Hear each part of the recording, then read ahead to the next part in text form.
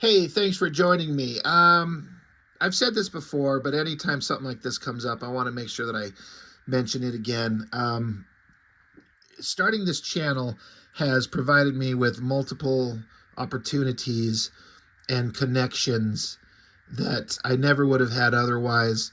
Specifically, making connections and meeting people that I would have never had the opportunity to do ever in my life.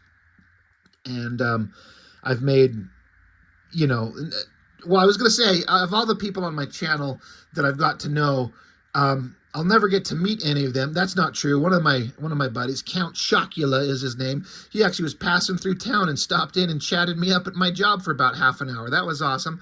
So I have got to meet one person who I've met through the channel, and Chocula is a great guy. But I've got multiple people that I know on the channel, and I like to think of them as friends. There's a bunch of you on the Discord. You all know who you are, and it's one of the biggest kind of unexpected side effects of making a channel, where you make a connection, you find like-minded people. We all have kind of a similar sense of humor. We all like comics. We all, we have different tastes and that type of stuff, but we all appreciate the grind. Especially, there's a bunch of us. A lot of these people that I'm thinking of, most of them are also creators and makers, and write their stuff, draw their stuff, and it's just neat to kind of create a little circle of friends and people, excuse me, where I would have never got to meet these kind of people otherwise. And very often, so many of these people are generous with their time, their effort, their money. I've had people just hit me up and want to send me comics. I've had a couple different people send me a box of just random things. But I got a guy, there's a guy specifically, Latik Curry. This guy shows up, and I can't even remember off the top of my head how I first met this fella. Probably just comments in the channel on videos, and then he'd show up on my live streams, just being very positive, very friendly, very, very nice, and saying he appreciates my stuff and blah blah blah, and a neat dude. And then he starts hitting me up and said, "Hey, I want to send you some stuff. Have you ever heard of this or that or this or that?" And most of the time, it's like, "No, I haven't heard of that." He's like, "All right, brother, I'm going to send it to you." I'm like, "Well, thank you. It's humbling. Thank you." And this is just another one right here, a vicious circle. Latik, I'm pretty sure he's probably the world's biggest Lee Bermejo fan. And how can you not be a fan of Lee Bermejo's work? Even if you're not a fan, I think you have to respect the skill. Holy Lord, does that man got some hardcore, incredible talent. And so my friend Latik Curry, he sent me this thing. I had never even heard of this thing. Again, he sent me several books already, Latik has, and but this one, he's like, "Have you ever heard of a vicious circle?" I'm like, no, doesn't ring a bell to me. It's kind of unfortunate when there's such a crazy, big, awesome work out there that's, so profoundly good, and it just has never crossed my path ever. I don't know how some of these things get made, and how do people never hear of them. So Latik sent me this thing. I am ashamed to say he sent it to me quite a while ago. 2 months? 3 months ago, maybe. And I'm sure he's over there going, "Well, damn, Rob, what the fuck? I sent you this big old book." Latik's not like that. He's not crawling up my butt. It's like, "What the fuck, man?" He's not like that at all. It took me some time to kind of, between work and making the channel and making my art, sometimes it's hard to sit down and read a giant book and read it in its entirety to make sure you understand it in its totality, so you can talk about it in a way that is at least, addressing the main points of the book, and so you can understand it and talk about it and get the point across so people can, appreciate it for what it is. And I finally had the opportunity just a day or two ago, as of this recording, to actually sit down and kind of give it a proper read. I've got about a third of the way into it before, and I'm like, I was into it, but then something else happens, or I got to go, because this was, as I understand it, originally a 3-issue thing, and this is a big collected book. And so I don't want to break this up into like multiple videos necessarily. I wanted to just do one video on it, but when it's a big book like this, then it turns into a freaking hour-long video, which may or may not be good. It depends on who you are and what you like to see, and how much you can actually stomach hearing my voice over and over and over. But anyway, Latik Curry, man, I owe you, and I know that we've actually talked about that just recently. Like he just tells me he's like I'm just a fan, Rob, and I'm happy to send you some stuff, and it's humbling, and it just goes to show you that there's really good dudes out there, and I know that. I know there's good in the world. There's a lot of shit in the world going on right now, a lot of tensions, a lot of frictions politically, and all that type of stuff, and that sucks. But if you just go and look, there's good people out there. There's good in the world, and one good deed helps another person do a good deed, and we can all kind of, we can find the good in the world. So Latik, I've said it before. I've said it to you personally. I'm going to say it publicly. Thank you. You're a hell of a guy. You're a good man, and I appreciate it. And thank you. Thank you. And thank you to everyone who follows the channel, all of you who've been around. I've been about 2.5 years into this channel. I can't believe that much time has passed, and I got several of you that I consider close friends, as much as can be when it's just a voice that you hear online, or we cross each other on the Discord channel, things like that. I'm surrounded by a bunch of good people who inspire me and make me want to work harder, and blah, blah, blah. Thank you. A Vicious Circle. Again, I had never heard of this, but when you've got Lee Bermejo, you're in for a ride visually, and hopefully, you always want to be like, well, is the story any good? Well, I don't know the writer. I think there's a little, yeah, here we go. Writer, Matson Tomlin is the screenwriter of the Netflix superhero movie Project Power. I never heard of that. Starring Jamie Foxx, as well as a writer-producer of the film Little Fish, starring Olivia Cooke. He made his directorial debut in 2021 with Mother Android, starring Chloe Grace Moretz, and his debut in comics writing with Batman the Imposter with DC Comics. Most recently, he's been the showrunner on the Terminator Zero for Netflix and Skydance.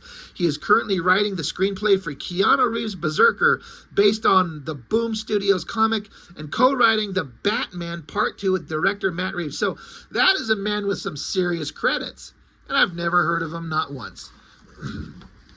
So looking at that, I would have to guess that we're probably in for an interesting ride. I don't work in the business at all, but I would say that it's probably safe to say that most people seem to understand, if you pay attention, that in Hollywood, because we just saw a bunch of credits for the writer, doing movies and for Netflix and directorial debuts and that type of stuff. It seems like there's a lot of compromise in Hollywood because there's a lot of masters to serve.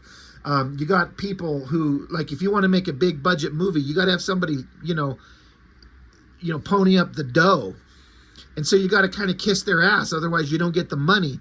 And unfortunately, a lot of times, especially if you're an unproven talent, you got to do whatever they say, studio notes and that type of shit.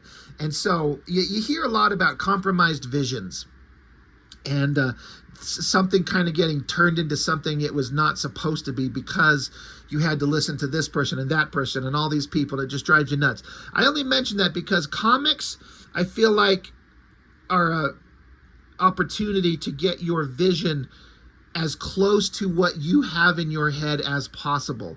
No, there's no sound, there's no music, there's no actors. It's a different visual language. But if you've got a vision in your head of a story you want to tell, and you don't get to be a movie director or an animator, comic books are the way to tell the story that you want as close as you could possibly do it, with no compromise, especially if you're just doing it on your own.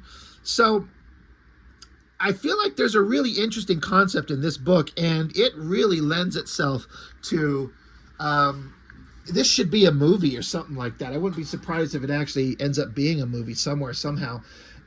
So this was made in, like, this book was printed in 2025, if I'm reading the credits right. But I think the original books, issue 1 through 3, it says copyright 2022 to 2024. So it's only a couple years old. So it's essentially a very, very new thing. And the way it's presented in this giant book, just for size comparison, here's a regular comic book. So it's a little taller, a little wider. So the visuals of the book get to be on a bigger canvas. And with someone like Lee Bermejo, that's one of those things, like, you kind of got to give this guy a bigger canvas to show his artwork. No disrespect meant, and I just put this Mignola book in front of us just because it's the first thing that was sitting right next to me. You know, every artist probably wants a bigger canvas for his art to be shown on, but this stuff looks pretty damn good as it is right here. But when you get into this thing, one of the things I'm most shocked about, or shocked at, is how Lee Bermejo's work can be so photorealistic, but it somehow keeps a certain amount of, sometimes when you go so hyper photorealistic, it loses some dynamic energy. It could look kind of boring and stale and static. Some artists are able to pull it off and some are not. I feel like the amount of realism and dynamic kind of multimedia kind of artwork that Lee Bermejo does is like, Alex Ross gets all the credits and kudos and accolades everywhere, but this guy should get the same level. The amount of work that he puts into this stuff is stunning. When you get into this stuff and you see, you know, it's like still shots from a movie. It's pretty shocking. How does he do this? How long does it take? I imagine it takes him a long time to render this artwork, if I'm being for real. There's probably a lot of time spent doing this, but the end result is fantastic. Story-wise, it's kind of complicated-ish, but it starts out simple. It's like nightmares. The world will end. It just hasn't happened yet. They are quiet dreams, more like hauntings. So it's this close-up. It almost looks like a planet, like the world, but then it just kind of keeps zooming in, and it's a close-up on this man's eye, close-up on his face. He hears his child yelling for him, "Daddy!" So, you know, he's waking up. The kid's waking him up. The kid's like, "You said we'd go fishing today." The dad's like, "All right, I did agree to that." The mom is jokingly kind of like frustrated because she's getting woken up and she still wants to sleep. So the dad's like, "All right, I did say that. I'm going to keep my word. You got me there, kid. We got to get out of here before mom kills one of us." And you're looking over at the mom. She's turned and she's looking and she's smiling. And I say this all the time, and this is one of these things I'm going to hold on to forever. Certain writers feel the need to cover these panels with text boxes to tell you shit you don't need. You know, you could have a text box here that says, "The lovely wife turns over and looks longingly at her husband and her beautiful child. The husband met her and proposed to her exactly 5 years ago this day at the park. He had a ring in his pocket. He bent over and picked it up off the ground." And you know, it can have all that fucking bullshit for text. But you know what? All I need to do is look at her and see the longing in her face, the love she has for her husband and her child, and seeing the cute kind of bond between father and son, and she's content. Maybe she didn't want to wake up. Who the hell does, right? But you wake up to that and you got a smile on your face, and he looks back at her. It's cute. You get everything that you need in the visuals. We don't need words. I just need to hear what they need to say. It's beautiful. So they're out there, you know, he's making breakfast, and there's a radio on, and it's talking about stuff that's going on in the world. Now, the visuals on this, there's an interesting thing that goes on in this book that shocked me, something I've never seen. Again, if I say that I've never seen a thing in a comic, and then you know you've seen the exact same thing in another book, you don't need to at me and be like, "Hey, dummy, it's been done in this and this and this." I haven't read every comic in the world. But when I see a thing for the first time that really catches me off guard, I'm like, "Oh my gosh, that was really interesting." We'll get to it. But the point being, the visuals, black and white. So it instantly feels kind of like it's back in time. And if you look at the backgrounds, this is not like 2025 house. This looks like something, this is set in the 50s. Even just kind of the glasses on his face. And then you see, well, there's a radio, and there's a broadcast going, and it's talking about tensions with school desegregation. And how, you know, the superintendent so-and-so just ordered, you know, to shut down once again in an attempt to give Governor Davis time to propose a new round of bills to block integration. Jesus. So, you know, we're looking at characters that are African-American characters set in the 50s talking about school integration. So there's a racial component going on. So, okay, all right, I gotcha. The dad's saying, "All right, he's saying that he has to run into town real quick for work, but he's going to be back real soon. When I get back, we'll go fishing. So you get all the stuff set up." And the kid's like, "All right, well, the rods, the poles are in the cellar. Do you want me to go? And the dad's like, no. He stops instantly. No. And he looks at the kid, and the shadow cast over the kid's face and the eye. The dad says, what's the rule? And then it cuts to, the father going down in the cellar, but the kid saying, no one goes down in the cellar. That's where the monster is. So the dad has set a rule, whatever you do, whatever goes on, you never, ever, ever, ever go down into the cellar. So now we get this awesome shot with beautiful lighting coming down the stairs. I mean, look how much time he put drawing this brick wall and this glowing light. And there's a door down there with multiple locks, and each lock has its own key, maybe. And there's a guy chained up in the basement with a mask over his face. And the guy says, today the day where we start the end all over again. You're like, what the fuck? So instantly, in just a matter of a couple of pages, you establish a dad, a son, a wife, what looks like to be like a loving relationship, but there's racial tensions going on in the world, and this guy's got a man chained up in his basement. What the hell? The guy chained up says, we can't keep doing this, And the guy says, quiet. So it looks like he takes an egg and cracks the raw egg open so the guy can eat it through this mask that has some his mouth is, it's a mouth guard up. So he's basically feeding him. And then so the guy who he just fed, he says, you ever wonder what would happen if you killed me or I killed you? And the guy says, every day. I probably missed it. I don't think they've said what his name is. I mean, they will. I can't remember. Anyway. Yeah. The dad's down there, feeds the guy. And then the kid, he comes up to the top of the stairs. He's like, Dad. And the dad says, Tommy, what did I say? And the kid's like, did you get the poles? And the dad's like, you can't come down here. So the mom grabs the kid, says, come on, kiddo. The dad gets the poles. He's walking out the door and he says, hey, we'll fish when I get back. And the kid's like, there's no lines on these rods. The dad's like, I'll pick up some while I'm out. You just mind your mother, okay? All right, attaboy. So then he takes off driving. So we get this beautiful shot of the background and a setting. And the text says, when I first met Elise, the wife, I told her the truth, everything about who I am, where I'm from. Tommy's getting older. It's getting hard to lie to him. It's hard in general. I wish I could tell him life was going to get easier, but it's not. So he's saying that. So he's talking about, I told my wife everything about who I am and where I'm from. So we're kind of interested, like, well, what's the big mystery? And, being a black man in this town talking about segregation. And so there's all these signs, these people protesting, signs that say, we want to keep our, probably says schools white, guys spitting. So there's obviously like tough racial relations going on in this era. Like this is something you'd kind of expect. Again, I can't get over this beautiful black and white artwork. He goes to this, bar. And there's an old man here. They kind of chit-chat back and forth. They kind of know each other. The man, he's blind. Sean is his name. Sean Thacker.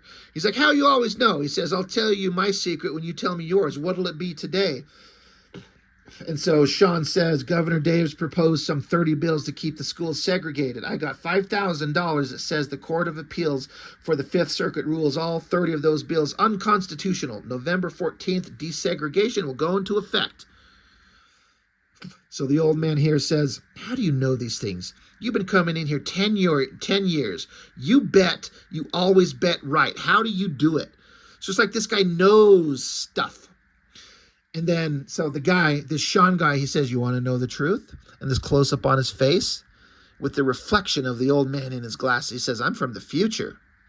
Old man sits there, quiet. He says, man, fuck you. You don't want to tell me, you don't want to tell me to stuff off, mind my own business. You don't got to be patronizing. It's like, don't tell me from the future. Don't fucking lie to me. And so the guy, Shauna, says, you're right. I apologize. So then the text continues, how do you prepare a child for the life they're going to have, to live in a country that'll hate him for the color of his skin, to know for a fact that it'll hardly get better in his lifetime, or his children's for that matter? How do I prepare him for what's coming? He drives back home, but then you see the door is kicked open. He comes up, he approaches, wide-eyed. His wife is lying on the floor. He says, I don't know how it happened, but I don't need to. I already know the outcome. This was always going to happen. Her pulse is strong, thank God. Not what I. And then he's like, wait, no, no, no, no, no, no. He goes down the stairs, and I mean, his kid. At first, I was like, his kid's dead. Look at this shot. Look at the shadow. I'm a father. And this is just a comic book, and it's a piece of artwork. But seeing this kid on the ground with blood pouring from his head, it's disturbing. And as a father, if I had a kid and this happened to him, it's done. Shit's over. You know, he's saying for 10 years I've been fooling myself. He's like, no, no, no, no, no, no. This was inevitable. And now he's taunting me. What is it he likes to say? Today is the day we start the end. All over again. Yes, that day has come. So the man that was trapped down here in the cellar, he got away. Basically assaulted wife and kid. They're both still alive.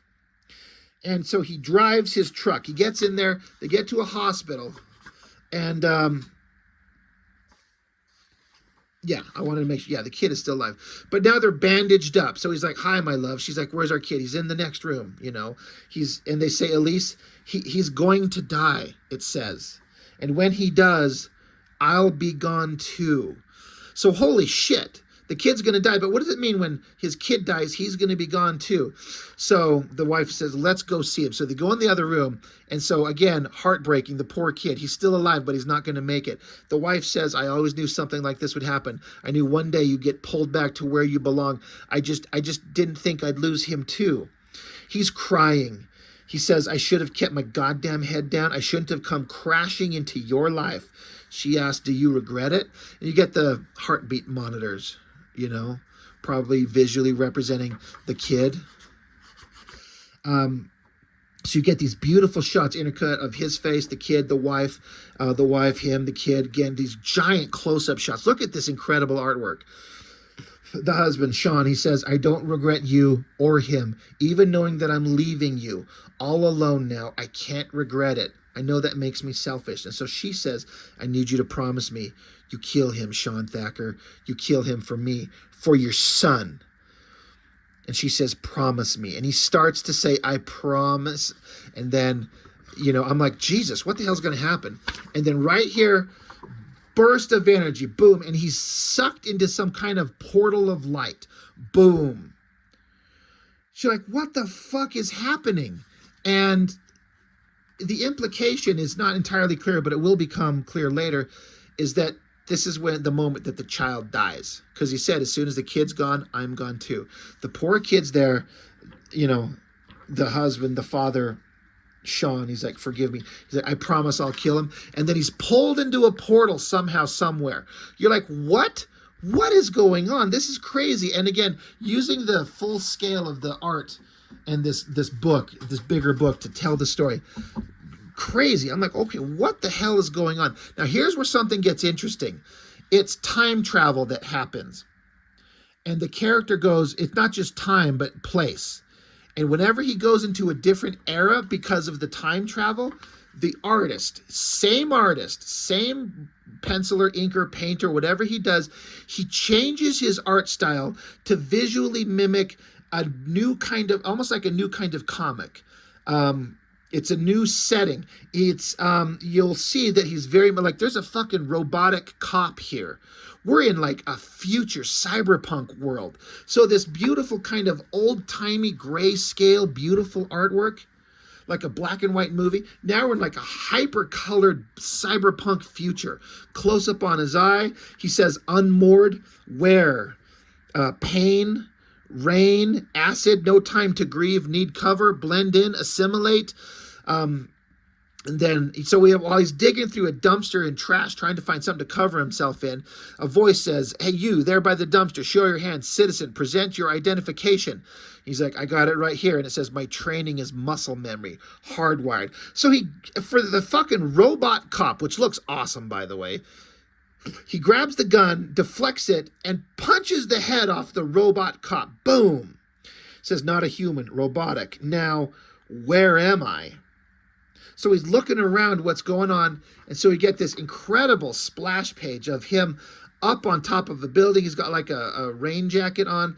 It says, yeah, he says, now where am I? The future, but not mine, not his future. Like, what a shot. How long would it take to render that? There's an effect going on in the background that kind of cuts across here in the background that I like and don't like. It's blurring it out to give it the effect of atmospherics, rain, to put it in the distance and make it feel like the rain is actually happening. I don't like blurring things out, but it also visually works really well. That's just an artistic thing that I'm kind of thinking of on my own. But he says, if I'm here, he's here. And if we haven't moved from this time yet, it's because it serves him. What are you looking for? And then he's like, there it is. So he's walking around town. Another great shot. Look at the amount of detail. The little squiggly lines on the ground to imply like the wet rain on the pavement and then the lights reflecting off it. It looks almost photorealistic. He's walking around and see all these different kind of people and different kind of outfits. He sees something. He's like, oh, this is what the guy's after. All right. And so then you get some, this is like Times Square in New York. Save the world, live out your revenge fantasies, be a man or a woman. Anything is possible on the other side. It's almost like Total Recall, is what it kind of feels like. And the name Kang Turing, it says. That's the name of someone that he knows. Close up on the guy. He's like, that is the key. So he goes into a room, and these little shapes make you want to feel like holographic projection. And then you get, of course, standard cutesy anime Japanese girl. He walks and says, hello. And she's like, hello, I'm the customer service. I'm sorry, I'm not picking up any of your bio tags and your eye scans aren't coming up in my system. Are you a new customer? I see you don't have any ports. If you'd like a port procedure, we can do that on location today with our trained technicians. You seem like you've been having hard times. The other side isn't just for fantasy, You want to go back to better times, the good old days? And then it flashes back to his wife lying in bed smiling at him saying, I can take you there. He's like, where do I sign up? So then you get into this room and you get this cybernetic creature. Look at the technological, reverse angled legs. There's a word for that. I can't remember what it is where legs are angled backwards like that. Kind of creepy. He's like, I was bioscanned a dozen times on the walk here. By now, they realize I'm not in any database. Security will be on a hair trigger. So he gets in here. Here's this doctor. He's like dressed in doctor's gear, but all this technological gear. He's like, so where are you going? The guy's like, sorry. He said, other side. You go on an adventure, save the world, conquer the one that got away, be with the dead one you outlived. And so the text, the narration says, I surprised myself by considering his offer.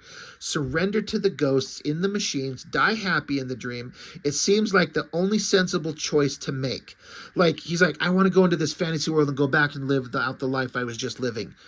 So the guy's like, do you want a demo, a non-invasive, just a taste? Just a taste. And so he gets hooked up to this virtual reality machine. It says it smells like rubbing alcohol, tastes like pennies. My senses fighting to not betray me. I see their faces. It's only been a few hours since I've been gone, but I'm centuries away. Suddenly it seems like the only option.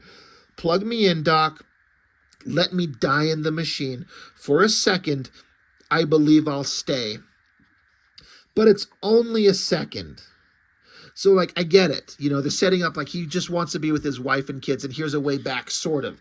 But while he's doing that, the cyber doctor, whatever, he's like, it's not possible. How can this be? And so, Sean, the guy, he gets up to him with a gun behind him. He's like, Kane Turing. The guy's like, I don't know what you're talking about. And so he says, I've got no time, or the text says, got no time, have to get the answers before I'm in a fight. I can't win. Killing's easy. I was built for it. The trick is not killing, like using a hammer to paint a wall. Awkward, unnatural, but necessary. Necessary to stay. So he shoots the guy. He says, Kang Turing, where is the black site? Impress me or die. And so the guy, the doctor with his face all blown out, is like, it's the power plants. Go towards the light. So the guy runs into some, looks like cybernetic cops. He says, I think about Elise, Tommy, the shock of seeing them alive again numbs my pain. So big fight as he beats the shit out of these robotic cops. So our hero's a pretty significant badass. He says, I wish I could stay with them forever in the dark. but he's got things to do. He says, but I'm done chasing the dragon of happiness. That'll only eat me alive. Besides, I've remembered, once upon a time, I was supposed to save the world. So he's diving out the window, getting away from the security. Says Kang Turing. In some other future, they made a machine of death and destruction. I was sent from my time to destroy it. He was sent from his to turn it on. Worlds collided, shit got bad. So we're seeing kind of like a flash into another world of the guy that he's after. Now, presumably the guy he had tied up in the basement? So we're getting some backstory of why he's here and what's going on. It says that was years ago or years from now. I've lost track. Who gives a fuck? He killed my boy. It's time to end this. He's been through here minutes ago, maybe even seconds. Didn't even bother to cover his, almost like he was going to say, cover his tracks. But he stops and he looks down on the ground. Now look at all this great, like, look at these backgrounds. I'm fairly certain that Lee Bermejo does not draw digitally. And correct me if I'm wrong. He draws traditionally, and how he does all of this, I do not know. I don't know that he colors. I'm trying to look at the credits. Illustrated by Lee Bermejo. And then, okay, there's colors by this Grant Goliash. With colors on pages 70 to 77 and 112 to 123. So basically, I'm understanding that Lee Bermejo has done everything except the coloring on a couple of the pages later on. But yeah, the story, the guy, he's tracking that guy down. He's looking to solve this problem once and for all. He's stuck here, and then out of the blue, here's the guy that he had chained up in his basement. He's free. Kick to the jaw, got him down on the ground. The guy says, you've lost your edge. Stay down. This won't take long. And he's like, stop. And he says, Ferris, stop. And the guy stops. He's like, Ferris? I forgot that was my name. Thanks for reminding me who I am. Then the alarms go off. So the bad guy, Ferris, this guy, he's like, complicates. You can come with me or you can stay here. And so our hero, he's like, you killed my boy. And the guy says, that was a favor. You should understand. But then our hero guy, he pulls a gun out and shoots at him, misses, and keeps firing at him. Bad guy gets away, runs off. Our hero gets his glasses back on, and then he says, this again, this same shit. Feels like I've spent an eternity running in circles. So here's this big, crazy science fiction machine. Whatever the hell it is. It's pretty awesome. Bad guy standing in front of it. Our hero fires at him a couple of times, but I guess he's encased in glass or a force shield. Oh yeah, there's glass in this door, this portal right here. Bad guy says, guess you took a wrong turn. Good. Gives us a chance to talk. You've made this whole thing messy. You think you've done something good, but you're not seeing the big picture. This machine might actually decouple us. Sean says, or we could see what happens when I finally kill you. And this guy says, yeah, but before you do, find the time to ask yourself, which one of us is the hero here? So it's throwing out kind of an idea that maybe our hero is not necessarily the hero, or that the villain is not necessarily the villain. Well, a bunch of soldiers show up. They break in, guns drawn, freeze. And so they put the bad guy, Ferris, on the ground, hands up. And Sean's like, no. Ferris is on the ground. He's thinking, and he just says, fuck it. And so he's got a knife, and he cuts. Kills something, someone, somehow, blood, and then our hero, Sean, another burst of energy. The time portal thing happens again. He screams. Where are we at next time?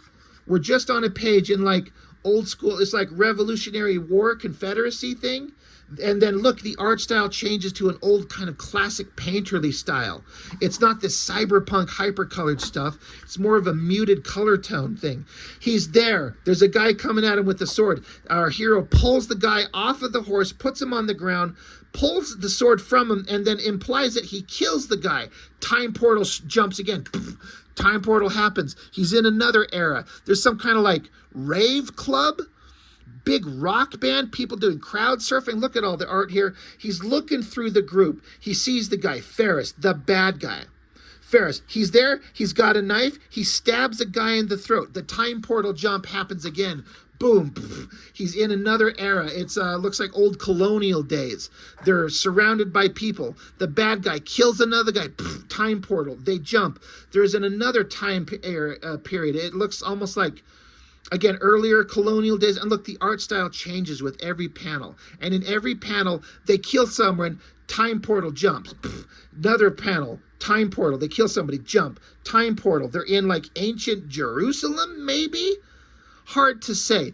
Every time they kill somebody, they jump time. Both of them do. And each panel, the guy's getting closer and closer and closer to the villain, the Ferris guy. And so Sean's like, I said stop. As he says it, they kill, they jump. They kill, they jump. They kill, they jump. Multiple time periods, multiple art styles. This is crazy. What the hell is going on? This is wild. But every time someone's killed, they jump time, and it's a different art style every time. So we end up in some place here. He's in some quiet room. There's a baby in a crib. A dude with a gun. He's like, show me your hands slowly. He's like, okay. Just take it easy. I'm not here to do anything. Ferris, the bad guy, shows up, kills the guy. Time jump. They're in some other weird place, other location. They're in this weird pool with a bunch of half-naked men, and Sean's saying, "Enough! You can't. You're evil. There's no other word for it." Ferris says, Your intangible connections made you blind. The fabric of our universe is riddled with cancer. We're the only cure." So once again, another person is killed. Time jump. And our hero Sean, he wakes up underwater. He's in like a raging river, being swept away, grabs onto a rock. He almost goes over a cliff, and then he does go over the cliff. Big puddle of a big waterfall, crawls out, and he's like, he's like alive. I could finally catch my breath. He says, no sign of him, no sign of anyone. Where the hell am I? So he's looking through this vast jungle, water, rocks, foliage everywhere. He's like, where am I? And when, as a giant fucking dinosaur appears behind him. Holy shit, what the hell? And that's just issue 1. Now, there's 2 other parts, and like I said, I'm going to go through them all. I'm almost 38 minutes into this, but I'm not going to break this up into 3 videos. I did that with that Batman Damned series, which I had a lot of fun with, but each video got less and less views as it went on, so we're just going to blast through this all. But what a wild concept, where every time someone dies, they both jump in time, and the art style changes to reflect art styles kind of, there's probably a deeper meaning to each style and each era that I just don't understand from an artistic perspective. There's probably a greater meaning to it all that I just don't get. But he ends up in this spot in a Jurassic period. This is billions of years ago, because there's fucking dinosaurs. So book 2 starts out lost, alive, far from home, in the distance. He's like far from home, in distance, and in time. So he's crawling through the jungle. He's got a spear in his hand.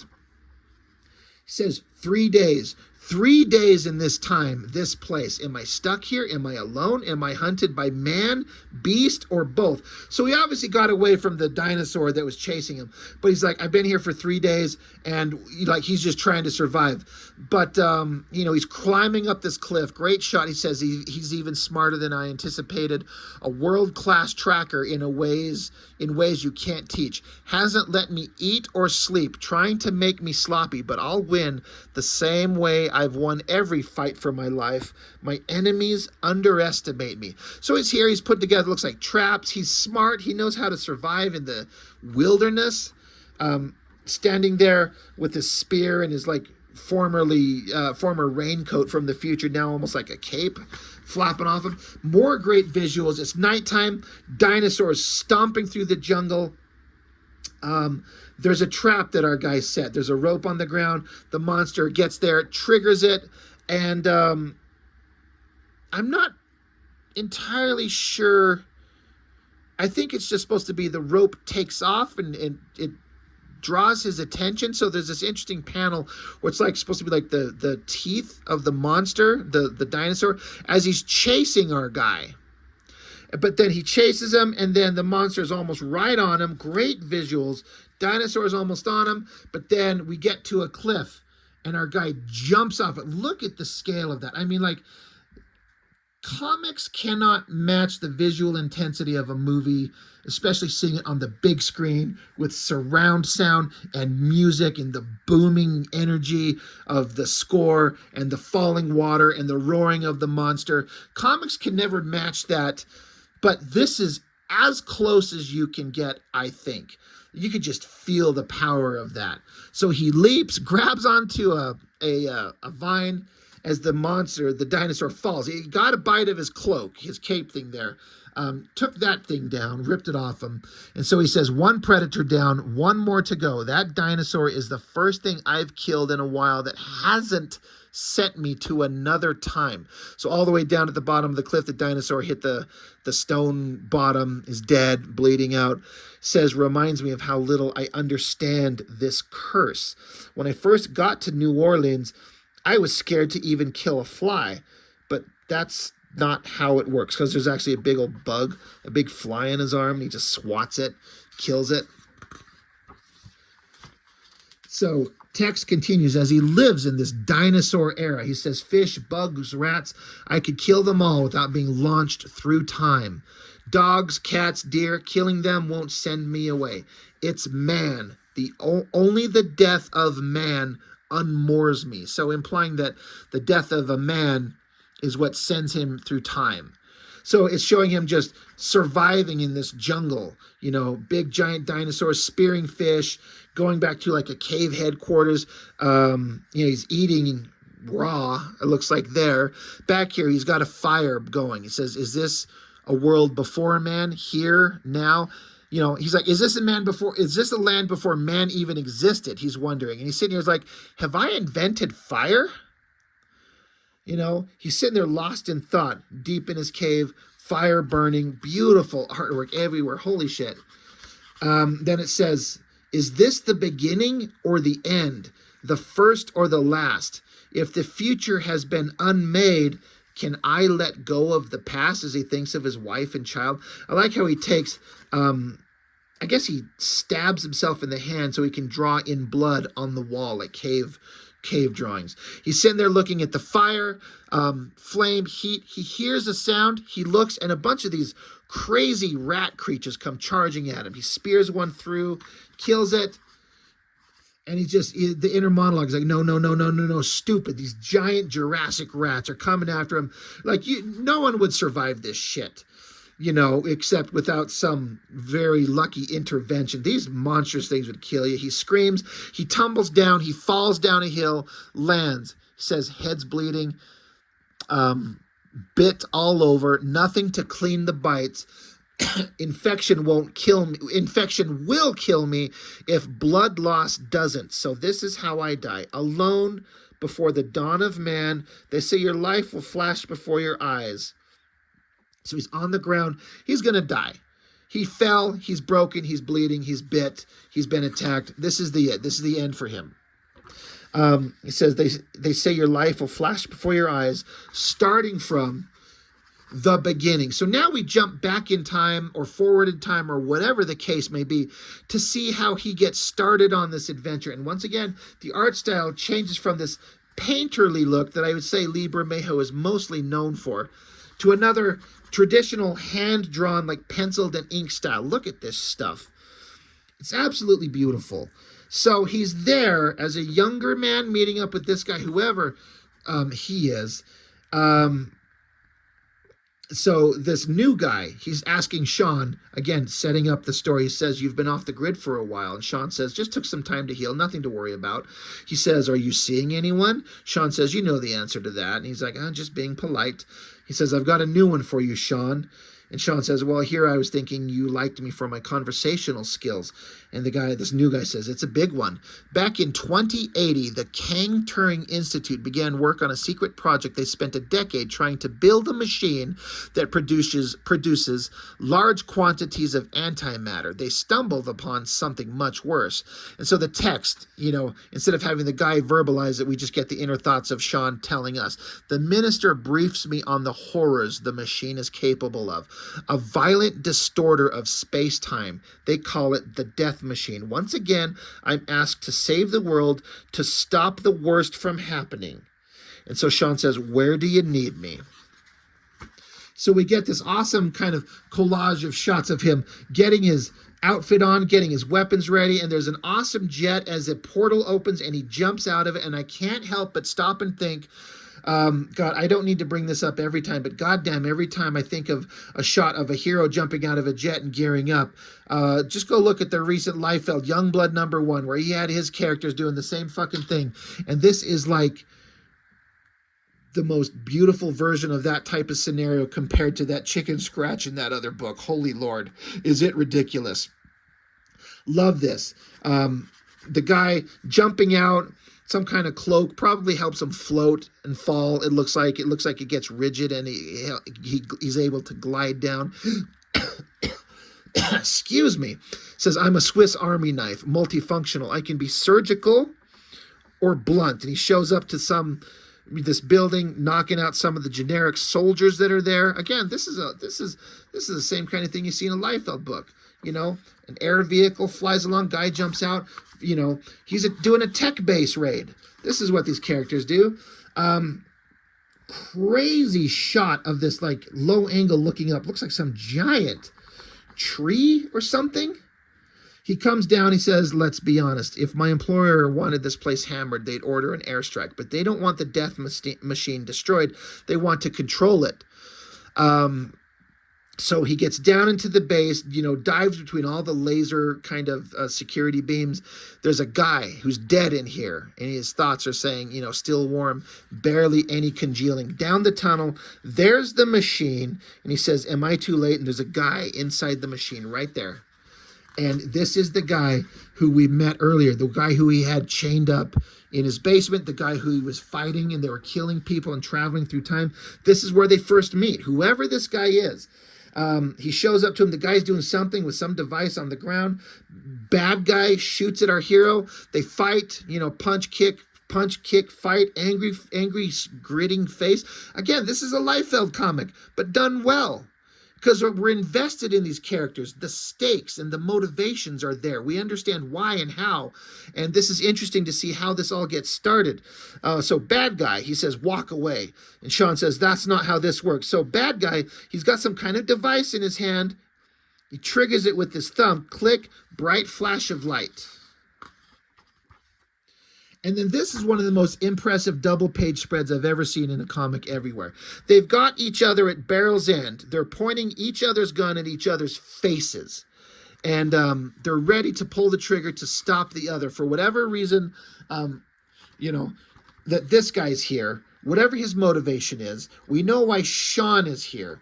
But, you know, bad guy clicks a button, click, and this double-page spread, it's crazy. They both pull the trigger and blow each other's heads off. Look at their grotesque kind of guts. Let me bring that up closer. I mean, look at that. It's so crazy.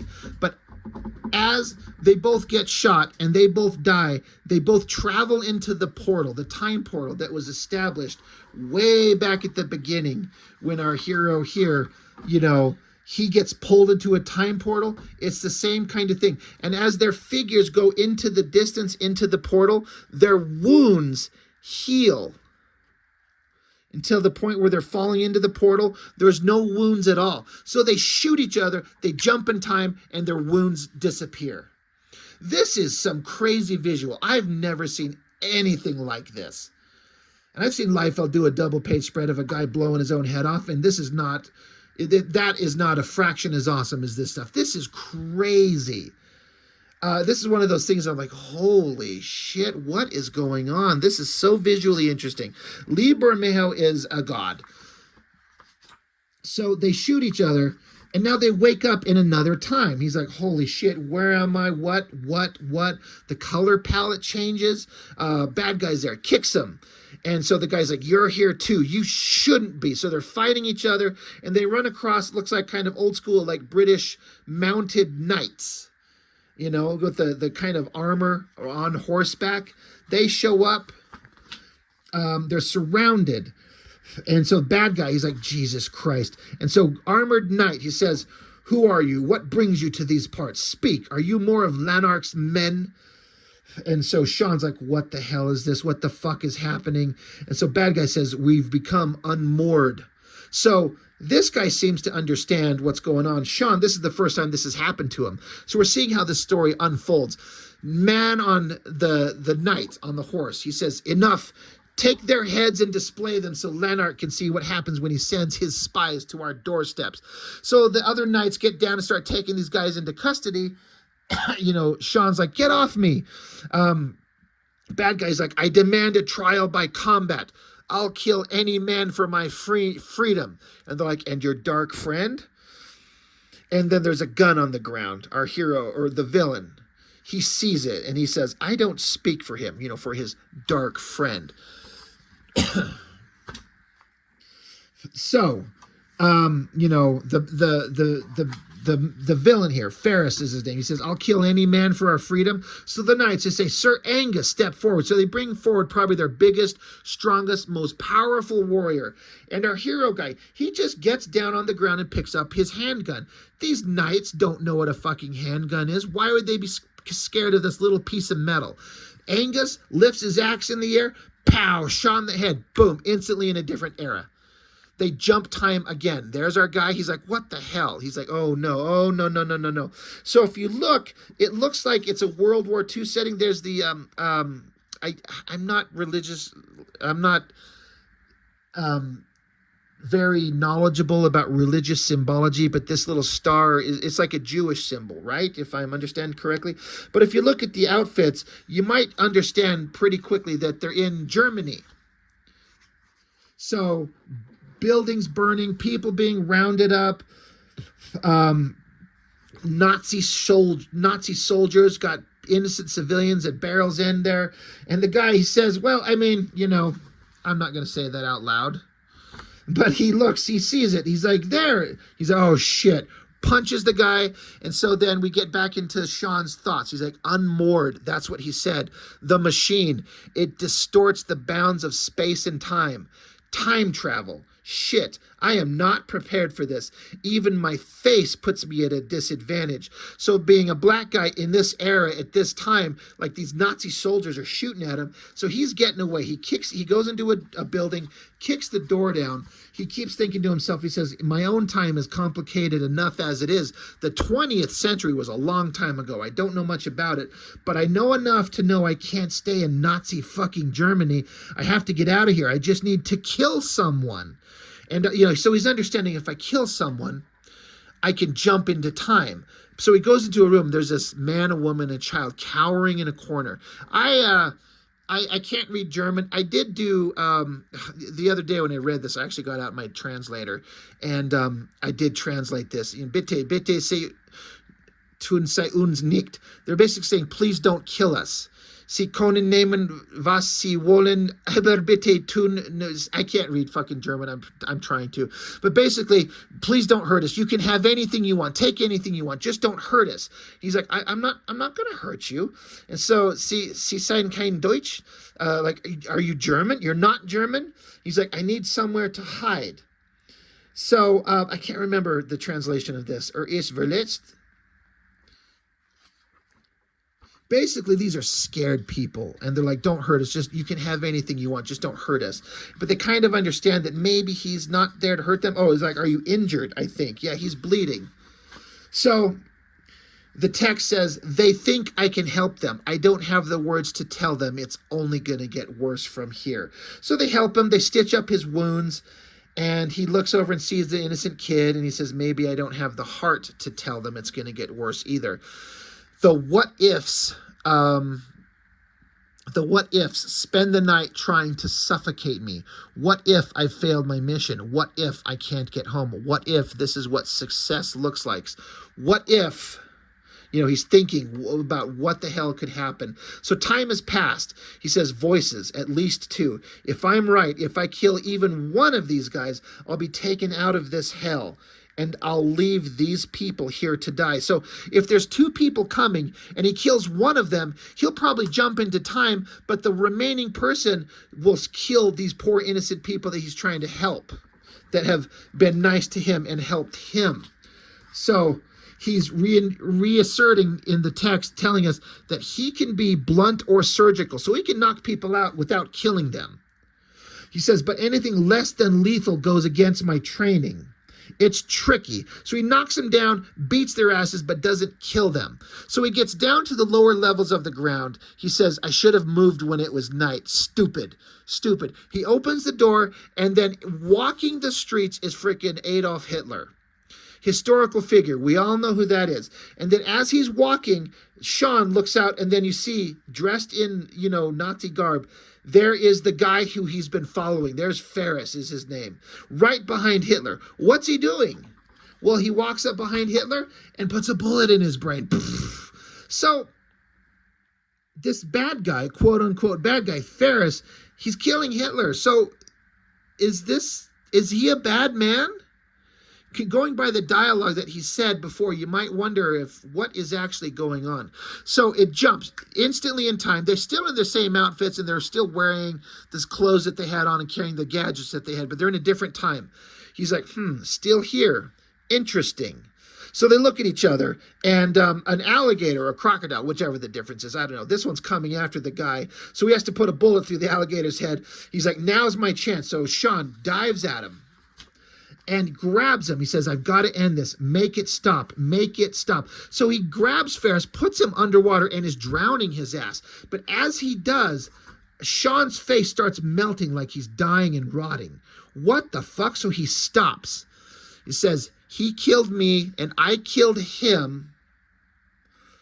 And the manipulator went off, which scrambled everything. And now we're linked. Something will happen if I kill him or he kills me. I don't want to find out what. So if they kill each other, something weird, ungodly, horrible would happen. So we're back with this black and white artwork, as if they're back in that same time that the book started out in. He says, I need to get control my new friend, keep him from killing me, control the situation. Bouncing around time is tactically dangerous. Getting back to my home will involve dangerous trial and error. Need to get my hands on a history book or something. Get ahead of, and then you see, a voice say, hey, mister, where'd you get them shoes? Because he's wearing some clothes from a different era, a different time.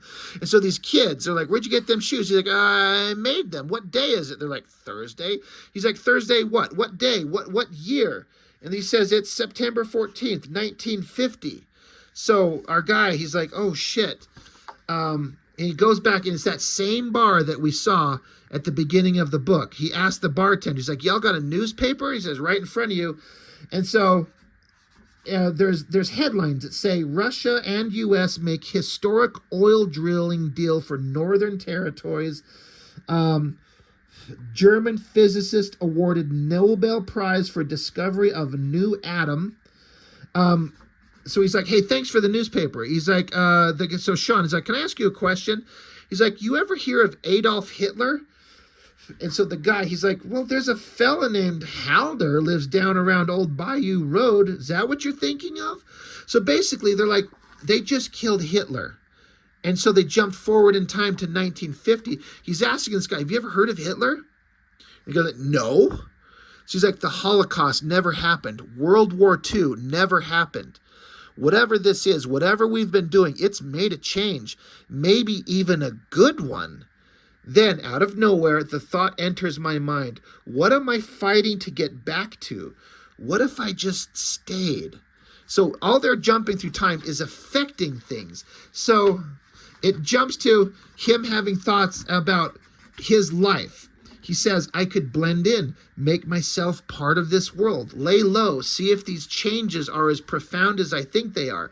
As for the other guy, either get him on board or lock him away. If I'm disciplined, if I do all of that and I do it right, maybe, eventually, maybe I earn the right to be happy.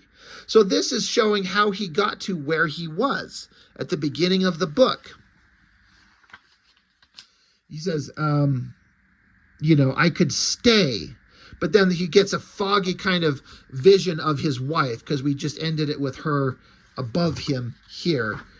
But he says, I'm still alive with the devil. And he's like, hey, if you're ready to be done kicking each other in the nuts, I am too. We got to save the fucking world. So basically what happened is, obviously, he was in dinosaur world, and he got attacked by the rats, and he tumbled down, and he's bleeding out, and he's gonna die. And so then we got to see through all these pages how he started from where he was at to his idyllic future with the kids and his wife, and he could stay there, but that didn't happen. Now we're back in real time, and the bad guy, quote unquote bad guy, he says, if you're ready to be done kicking each other's nuts, I am too. We got to go back to saving the world. So it's like, is he a bad guy or not? So that's the end of issue 2. So again, I'm like, where the hell is this story going? This is crazy. It's fascinating. Book 3, again, we're an hour into it. I'm going to try and get through this as quick as we can. No one needs a video this long. But basically, bad guy, Ferris, saves our hero Sean's life. He's like, and Ferris is saying, you kept me tied up a long time, had a lot of time to think up there in the dark. You kept me from my mission for years. The only thing I could do with all that time is dream up different ways I was going to kill you. Thought about using my bare hands to crush your eyeballs, put my thumbs right through those sockets. If you ever took that mask off me, I would have bit your face off. Could have done it too. Don't even matter if I had my hands tied behind my back. I'd have ripped out your larynx and gone to the nose, peeled off the rest with my teeth while you drowned in your own blood. It's like, I thought of all these things I was going to do to you. He says, even now, it's hard to override the instinct of wanting you dead. So Sean's like, yeah, don't do me any favors. He says, death is the forgiver, the one who beckons to end your trials. Rest finally and with no threat of waking. Life's no favor. You know that as well as I do. So he's cooking up one of these rats. He's offering up some food. Yeah, you want some rat? He says, what I've done to you, what you've done to me, none of it matters, just the mission, nothing more. So Sean says, you killed my boy. He says, I did him so you'd have long enough to say goodbye. That was my peace offering to you. It's more than you ever gave me. Sean's like, I'm going to kill you. Yeah, you're going to kill me. Yeah, I understand. I think it's about time we tested that, don't you? What do you say we take it all the way this time? Take the opportunity, no hesitation, just make it stop. So this Ferris guy is offering him a knife. He's like, yeah, why don't you kill me? Why don't we actually do it? Why don't we actually see what's going to happen? So he takes the knife, gets up, and stabs him in the heart. It looks like. He's like, you smell that? Almost smells like sulfur. So as he stabs him, they both start rotting into dead corpses until they're just skeletons holding each other. Like in the same pose they are. He stabs them and they just rot away. Now that was established earlier in the book where he was drowning him in the water.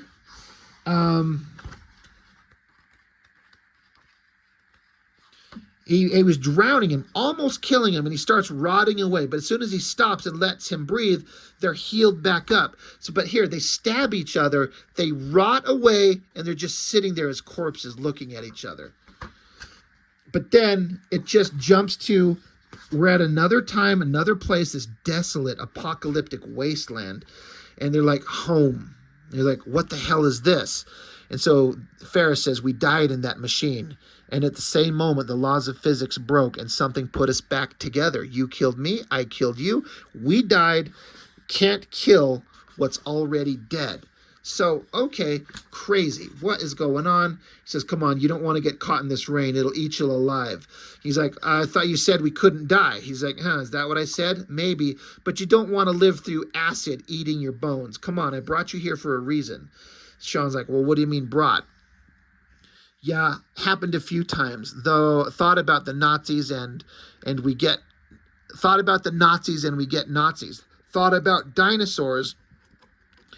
All those freaky stops along the way, part of some subconscious synapse from your mind or my mind or both.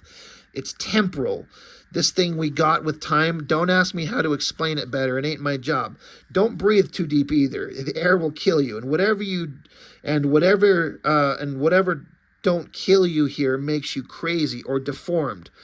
So Sean's like, what's happened to this place? And the guy, Ferris, just says, humanity. So here's this crazy shot of this living quarters where people live. He says, if we're when I think we are, I got some unresolved conflicts coming my way, and I don't want them to catch up to us quite yet. So stay close. He says, there was a gas war, then the salt war, and then the war of the water. I'm told that's the one that changed everything. The nukes were bad, chemical weapons, gene wars. We poisoned our own planet, made everything toxic. The air, the rain started eating each other in every sense of the word. The folks who sent me on my mission, they reckon we got one more generation before we're extinct. Sean says, well, how did you get us here? You controlled it. You brought us to your time, to your home. How? And Ferris says, you need to let go of your family. Sean says, how? He says, this ain't about me. It ain't about you. It ain't about your boy. He says, it's pretty easy for you to give this speech. And Ferris says, yeah, that's why we're here, champ. So they go up to a door, knock on it, open it up, and there's this girl. And she knows him. They kiss. They're obviously in a relationship. They love each other. So now a little bit of time has passed. She says, didn't expect you back yet. And he's like, I'm not really back. She's like, who's your friend? Haven't caught his name yet. She says, you two work together? He just kind of laughs. He says, your friend's got a nice face. Sean says, we're not friends. He's a monster, a baby killer, a fucking plague. And she says, and what are you? So he looks, but in the distance, outside this window, there comes a cloaked figure somehow, jumping, leaping, multiple cloaked figures smashing through the glass. I think they were setting it up earlier in the book where they're walking along and some people are seeing them and kind of tracking them, following them. So these guys jump in here and these guys start attacking them, and Ferris says, don't kill them. He says, we don't kill them because if we kill somebody, we jump in time. So we need a few more minutes. Sean's like, what are we doing here? So they're fighting. The girl's obviously a badass fighter. She says, what, a strong man like you needs me to look out for you? But as Ferris puts this guy down on the ground, the guy that he's taking out, he's got some weapon strapped to his hand. He fires, shoots her in the side with some kind of arrows. She just kind of looks longingly, sadly at Ferris. She drops to the ground. He's like, it's okay, lie down. There's a kit bag over there, some war clothes. Grab them while you can. Sean's like, is this why we're here? For you to make some kind of sick point? Ferris says, I'm so sorry. I tried. I've been trying. She's dying. She's like, I'm so cold. He's like, it's okay. It'll be over soon. I'm here. She says, you said you weren't back yet. You still out of time? He's like, yeah, I'm not done yet. She says, but you think you can do it? You can fix the world? He's like, yeah, I think I can. She says, then make this count. She's crying, tears in her eyes, and she dies in his arms. And so Ferris is just looking down at her dead body. So now we've got some sympathy. There's he's trying to save the world. He's not just some kind of psychotic, crazed killer. And he's trying to do something good and something right. And he just had to watch his girl die in his arms. So as that happens, he says, get us out of here. So Sean, he's implying, kill somebody and get us out of here. So one of these bad guys who attacked him, he, see a shot of his foot, curb stomps his ass, time jump, and now they're back into, where are they now? Who knows? Sean says, if you think getting your lady killed changes something, and Ferris is like, you don't get it. We're all dead anyway. The dominoes started falling before I existed, before you existed. We've been a doomed species from the start. It's our nature. We self-destruct. We always have. We always will. Your boy, my wife, it doesn't matter. Who cares? Who cares? I've seen people so mutated that you could barely even call them living. I've seen factories where they breed babies just to eat them. I've seen things I ain't ever going to be able to force myself to talk about. That's the path we're on. You and me are the only ones who matter. We're the two people in the entire history of the world who actually have a shot at making everyone else a little less sick.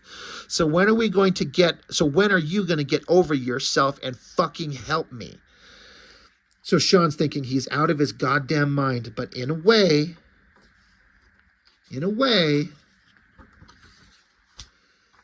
he He's starting to make sense. He tells me the parameters of his original mission. So now they're in some other place, kind of a nice version of modern day New York, probably.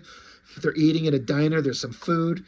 Ferris is saying, what did us in? Put us in our path of self-destruction. The invention of the internet, nuclear proliferation, the industrial revolution, gunpowder.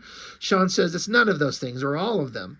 Ferris says, so we got to get through time and fuck with some butterflies, see what sticks. Sean says, seems insane to put you in a time machine and hope for the best out of thousands of random acts of violence. And Ferris says, well, yeah, when you're staring down the barrel of extinction, maybe wrecking things is the only option. So you kind of get an understanding of like the future is horrible, so they're trying to fix it in the past by changing things, and they're linked. And so it's just a crazy, wild story. So they, we arm ourselves in more ways than one, meaning they go to libraries, they get knowledge, they think about what they're going to do tactically. He says, I grapple with the rules of time travel. Ferris says, you're thinking about it wrong. It doesn't work in straight lines. World War II ain't never happened now. I killed that Hitler guy. That don't get undone. Hitler's always getting killed by me. I'll always show up now. Sean's like, I don't understand. And Ferris says, I told you already.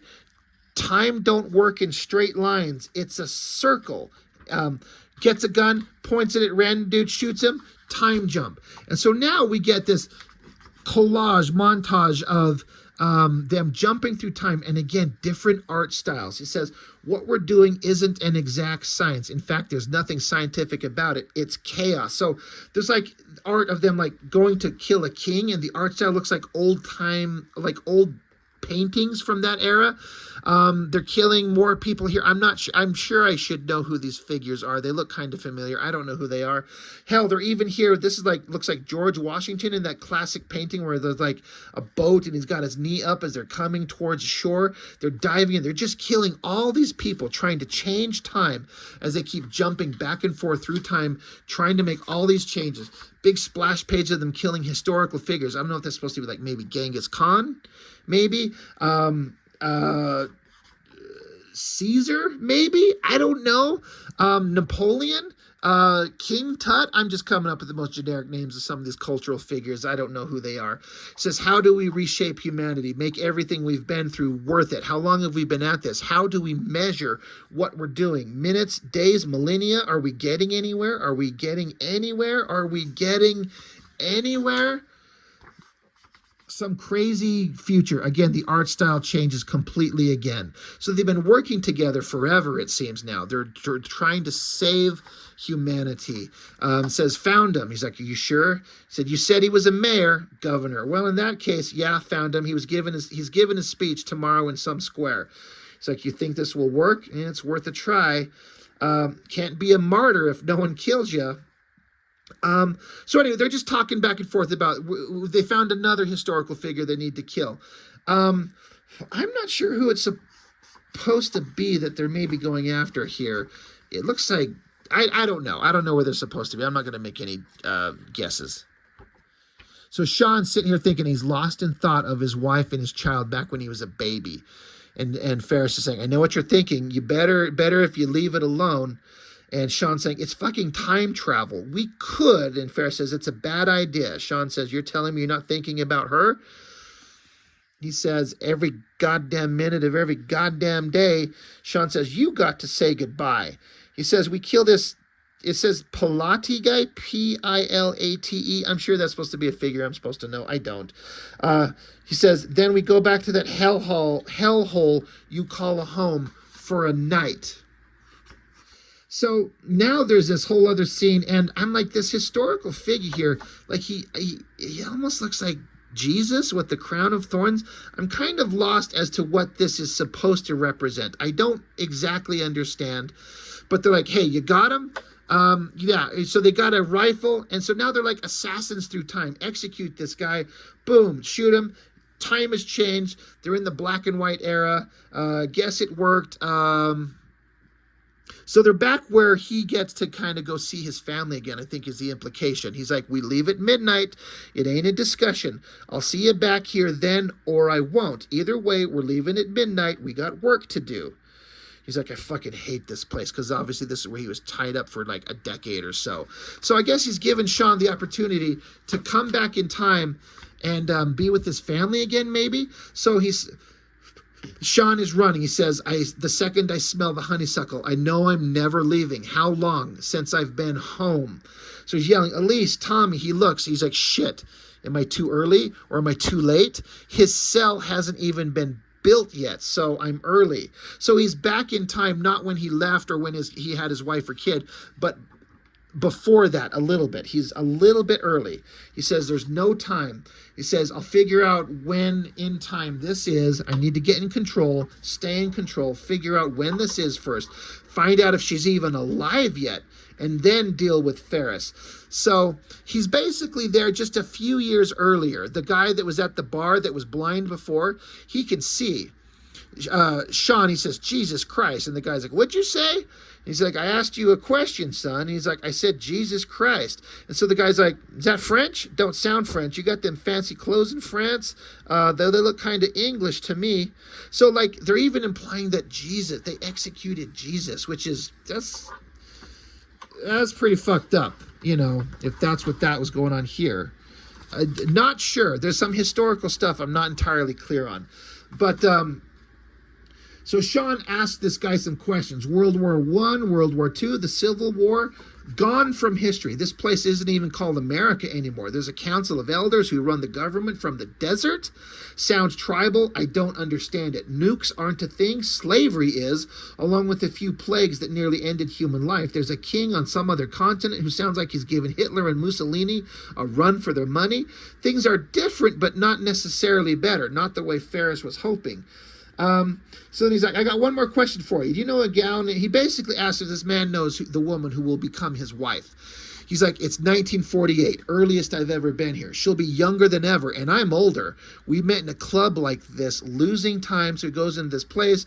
There's music playing. He looks, and he sees her. It says, she came up to me and said, are you looking for someone? And then once again, the text says, I say the first words I have ever said to my wife. He walks up to her and says, because she says, are you looking for someone? And he says, if I was, I'm not anymore. And so then up on the stage, this man says, hey, we're going to play this song, this specific song. And then Sean says, that's our song. He's saying it to her. She's like, it is? He's like, yep. It is now. I can already hear you singing it upstairs while I'm downstairs making eggs.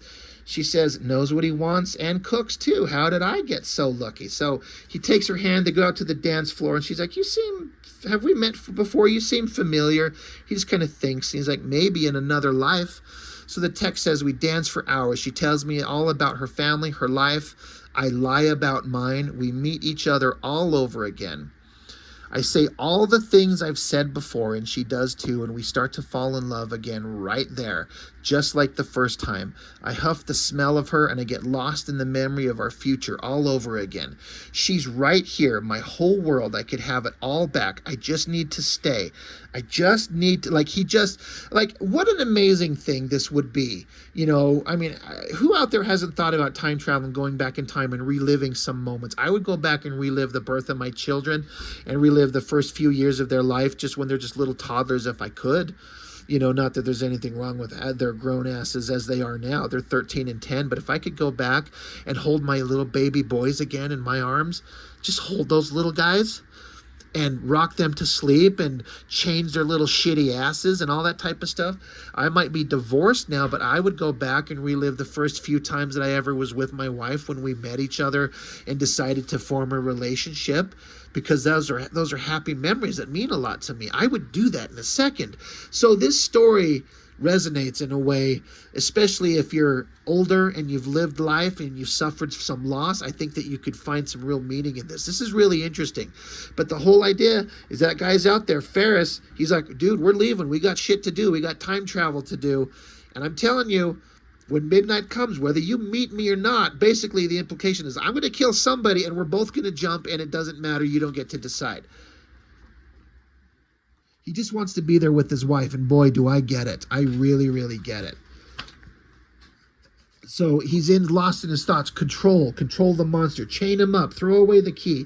You had 10 years before. You could just do it all over again. But there's a scream from down the alleyway. He goes looking around the corner. He's like, one kill and we're gone. One kill is all it takes. So Ferris is in the club, the bar, and he's got the guy, he's got a knife, and he's like, it's time to say goodbye. Sean says, why don't you just put down the knife? And Ferris says, why don't you just put down the bottle? And Sean's thinking, he's not going to let me come back. So he tosses the bottle, busts it on his head, tackles him, holds him on the ground. There's a chain. Where did he get the fucking chain from? Oh, he's got it wrapped around his arm. Right. He's got it right there. He found a chain. It's wrapped around his arm. That's right. He's got it. He's using it as a weapon against him. But all these guys in the club, they don't know what's going on. They just see these two guys fighting. So they put a gun to Sean's head. He's like, so what we're all going to do is take it down nice and easy while we wait for like the cops. So Sean deflects the gun, and now they're both fighting the people in the club. Well, Ferris is. Sean's still fighting Ferris. Chain around his neck. Ferris stabs Sean in the guts. I'm sitting here reading this going, where the hell is this going to end? Sean's on the ground. He's bleeding. He gets the gun. He points it. And Ferris has got his wife. Got a knife at her throat. And he says, ain't got to be this way, champ. Sean says, I'll kill you. I'll kill you. And Ferris says, this is the last kindness I'll do for you, you dumb fuck. Either you get us out of here or I'll get us out of here. Sean says, please, just let me stay. Why won't you let me stay? He just wants to stay with his wife. Ferris says, choose. So Sean puts the gun to his own head, fires, time jump in a different time, in a different place. Ferris is standing there. Good job, you fuck. Boom, shoots him in the head again. Different time frame. They tackle each other, fight. They die. Boom, time jump. Another time frame. They kill one of them kills the other. Boom, time jump.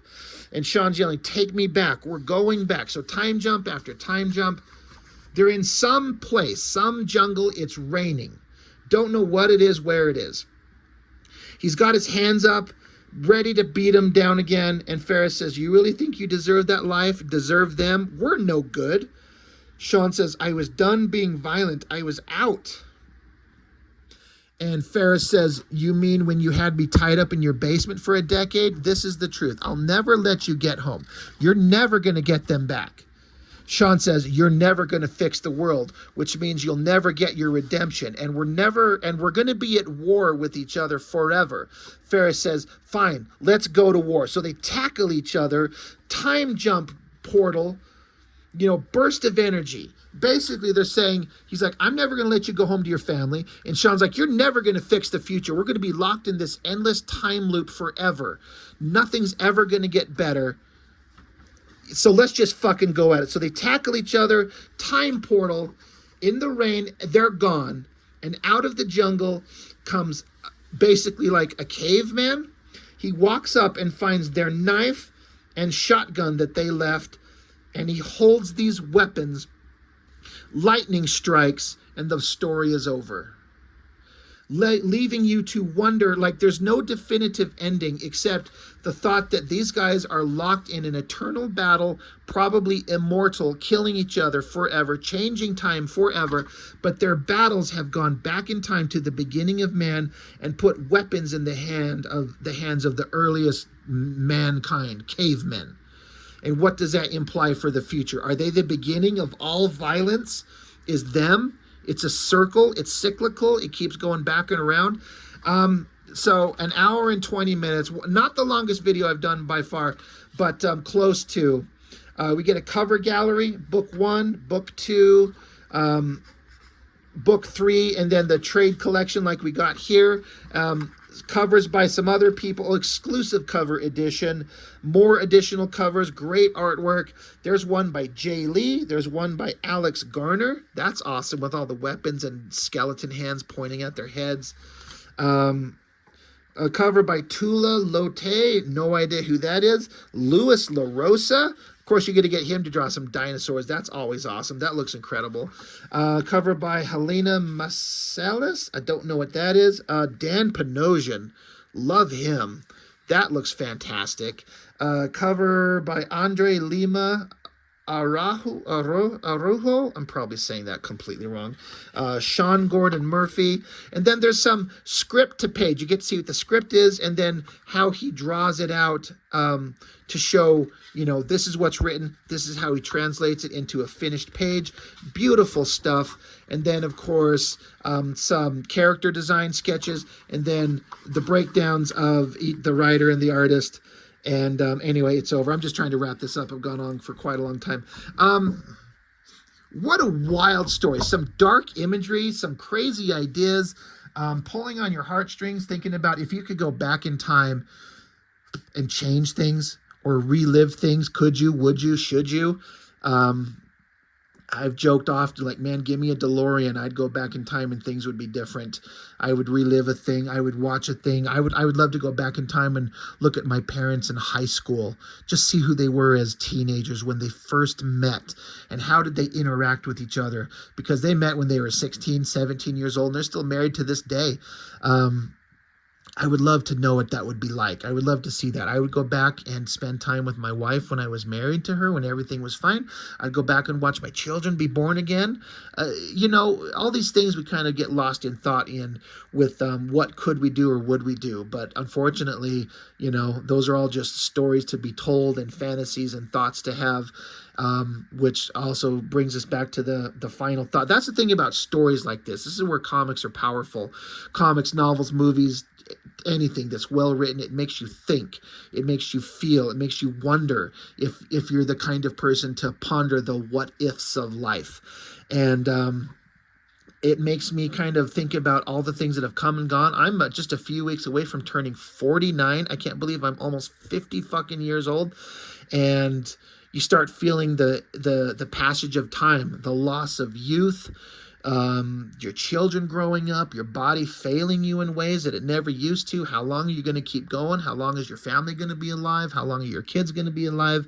You just start pondering all this stuff, and you can't go back and change it. So it comes back to the very cliche phrase that's just a universal truth, is make today count.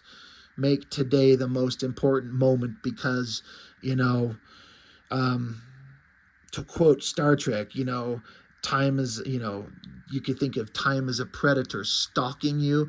You like to think of time as a companion to go along with you, to go with you along the way, to remind you to cherish every moment because it'll never come again. Right?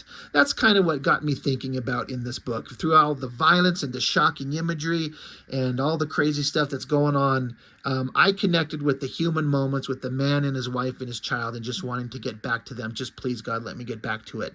And you never will. So you better make today the moment that counts the most. Anyway, blah, blah, blah, blah, blah. Rob's done rambling for an hour and 27 minutes. That is all I've got on this book. Latik Curry, my brother, thank you for sending this to me. This was a very interesting reading experience. And for anybody who's actually watched the video to the end and could stand me fidgeting with the pages and rambling on, listening to my obnoxious voice, what an interesting book. Grab it, pick it up. There's visuals to look at that will entertain you for a long time. It's a crazy story, very interesting stuff. So props to the writer, Matson Tomlin, and artist Lee Bermejo. Fascinating book. And again, Latik Curry, thank you for sending this to me, man. I'm sorry it took so long, but I really, really appreciate it. So that is all I've got on this one. Thank you for joining me. I'll see you next time.